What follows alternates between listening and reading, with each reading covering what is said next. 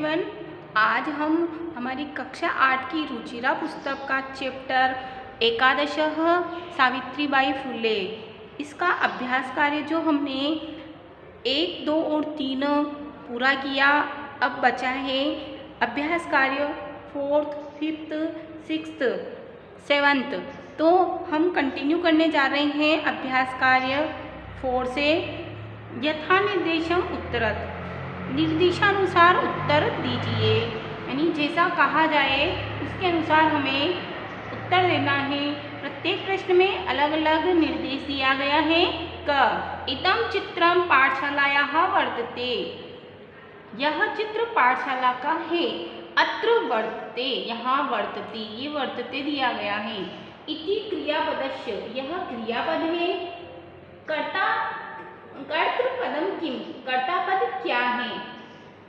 तो यहाँ कर्तापद है चित्रम। ख तस्याः स्वकीयम अध्ययनमपि सहैव प्रचलति, उसका अपना अध्ययन भी साथ ही चलता है। अस्मिन् वाक्ये, इस वाक्य में विशेष्य पदम किम, विशेष्य पद क्या है? अध्ययनम, अध्ययन। ग अपि यूयम इमां महिला जानीत, अस्मिन् वाक्ये यूयम इति पदम केभ्यः प्रयुक्तम, इस वाक्य में यूयम ऐसा पद किसके लिए प्रयुक्त हुआ है? पाठकेभ्यः, पाठकों के लिए। घ सा ताः स्त्रियः निजगृहं नीतवती, वह उन स्त्रियों को अपने घर ले गई। अस्मिन् वाक्ये, इस वाक्य में सा इति, वह ऐसा सर्वनाम पदम कस्य प्रयुक्तम, किसके लिए प्रयुक्त हुआ है? ये जो सा शब्द है वह अपने घर ले गई, तो कौन ले गई थी? सावित्री। तो यह शब्द सावित्री के लिए प्रयुक्त हुआ है, तो चतुर्थी विभक्ति लगेगी इसमें, सावित्रे, सावित्री के लिए। शीर्णवस्त्रा आवृत्ताः तथा कथिताः निम्नजातीयाः काश्चित् नार्यः जलं पातुं याचन्ते स्म। जीर्ण शीर्ण वस्त्रों से आवृत तथा कथित निम्न जाति की कुछ स्त्रियां जल पीने की याचना कर रही थी। अत्र नार्यः, यहाँ नारियां। ऐसा पद इति पदस्य, इस पद का विशेषण पदानि, विशेषण पद कति संति, कितने हैं? कानि च, और कौन से हैं? इति लिखत, ऐसा लिखें। इस विशेषण, इसके विशेषण पद कितने हैं? तो आंसर होगा यहाँ अत्र नार्यः इति पदस्य विशेषण पदानि चत्वारि, कति के स्थान पर आप लिखेंगे आंसर में चत्वारि संति। और कौन कौन से हैं? चारों। शीर्णवस्त्रावृताः तथा कथिताः निम्न जातीयाः काश्चित्। इस सेंटेंस में से हमें विशेषण पद छांटने थे, तो ये चारों ही विशेषण पद हैं। तो हम इसको इस प्रकार से लिखेंगे, यहाँ से लिखकर फिर यहाँ आंसर लिखेंगे। नंबर 5, अधोलिखितानि पदानि आधृत्य वाक्यानि रचयत, नीचे लिखे पदों के आधार पर वाक्य रचना कीजिए। क स्वकीयम, स्वकीयम अपना। सावित्री स्वकीयम कर्म सदैव अकरोत्, सावित्री ने अपना कार्य हमेशा किया। ख सविनोदम, प्रसन्नता पूर्वक। मोहनः सविनोदम दिनं व्यतीतयत्, मोहन ने प्रसन्नता पूर्वक दिन व्यतीत किया। सक्रिया, क्रिया सहित। सावित्री नारी शिक्षार्थम सक्रिया आसीत, सावित्री नारियों की शिक्षा के लिए सक्रिय थी। ये स्त्रीलिंग के लिए आएगा, सक्रिया अर्थात सक्रिय, क्रिया सहित। प्रदेशस्य, प्रदेश का। सावित्री सदैव प्रदेशस्य सेवां अकरोत्, सावित्री ने सदैव प्रदेश की सेवा की। मुखरम, सामने।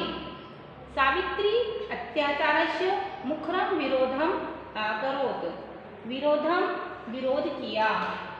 विरोधम होगा यहाँ विरोधम। सावित्री ने अत्याचार का सामने विरोध किया, खुलकर विरोध किया, प्रत्यक्ष विरोध किया। मुखरम, खुलकर। सर्वथा, पूरी तरह।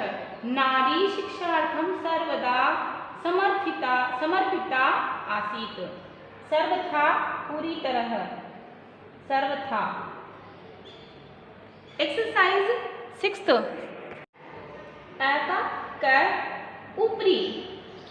अ में वापस हमें वाक्य निर्माण ही करना है। अधोलिखितानि पदानि आवृत्ति वाक्यानि रचयत। नीचे लिखे पदों के आधार पर वाक्य रचना कीजिए। ऊपरी, वृक्षस्य ऊपरी वानरः अस्ति।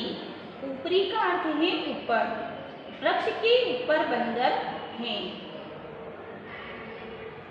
आदानम, आदानम का अर्थ होता है देना, आदान प्रदान करना होता है ना, लेन देन, वो है आदानम। क विचाराणाम आदानम प्रदानम कुर्यात्। विचारों का आदान प्रदान करना चाहिए या करें। परकीयम, पराया। कन्या परकीयम धनम वर्तते। कन्या दूसरों का या पराया धन है। विषमता, भारतीय जनेषु विषमता नास्ति। भारत में लोगों में विषमता नहीं है। व्यक्तिगतम, इदं मम व्यक्तिगतम कार्यम अस्ति। यह मेरा व्यक्तिगत कार्य है। आरोहः, जीवने आरोहः अवरोहः एवमेव प्रचलतः। जीवन में उतार चढ़ाव इसी प्रकार से चलते हैं। आ अधोलिखित पदानां समानार्थक पदानि पाठात् चित्वा लिखत। पदों के समानार्थक पद पाठ से चुनकर लिखिए। मार्गे अविरतम अध्यापने अवदानम यथेष्टम मनसि। मार्गे रास्ते में, अविरतम निरंतर, अध्यापने अध्ययन में, अवदानम योगदान, यथेष्टम इच्छानुसार, मनसी मन में या हृदय में। यह शब्द दिए हुए हैं। अब हमें इन शब्दों के समानार्थक शब्द इन शब्दों में से छांट करके इसके सामने लिखना है। शिक्षणे और इसका समानार्थक है अध्यापने।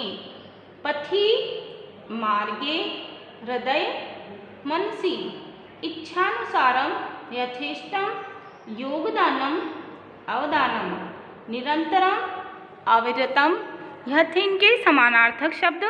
7 अ अधोलिखितानां पदानां लिंग विभक्ति वचनम च लिखत। नीचे लिखे पदों के लिंग, विभक्ति और वचन लिखिए। पद दिए हुए हैं, इधर लिंग, विभक्ति और वचन दिए हैं। हमें धुलिंग का लिंग, विभक्ति, वचन लिखना है। लिंग है स्त्रीलिंग, विभक्ति द्वितीय विभक्ति, वचन एक वचन। नामनी नपुंसक लिंग, सप्तमी विभक्ति एक वचन।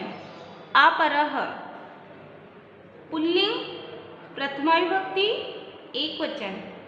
कन्या नाम स्त्रीलिंग, षष्ठी विभक्ति बहुवचन। सहभागिता स्त्रीलिंग, प्रथमा विभक्ति एक वचन। नापितै पुल्लिंग, तृतीया विभक्ति बहुवचन। अभ्यास कार्य 7 आ उदाहरणम् अनुसृत्य निर्देशानुसारं लकार परिवर्तनं कुरुत। उदाहरण के अनुसार निर्देशानुसार लकार परिवर्तन कीजिए। सा शिक्षिका अस्ति, यह एक उदाहरण के रूप में समझाया गया है। यहाँ पर सा शिक्षिका अस्ति, वह शिक्षिका है। इसको हमें लकार परिवर्तन करके बनाना है तो हमें लंग लकार में बदलना है। सा शिक्षिका आसीत, अस्ति का लंग लकार आसीत होगा। क सा अध्ययने, स अध्यापने संलग्ना भवति। सा वह अध्यापने संलग्ना भवति, वह अध्यापन में लगी हुई होती है। दृढ़ लकारः भविष्यकाल, भवति का दृढ़ लकार होगा भविष्यति।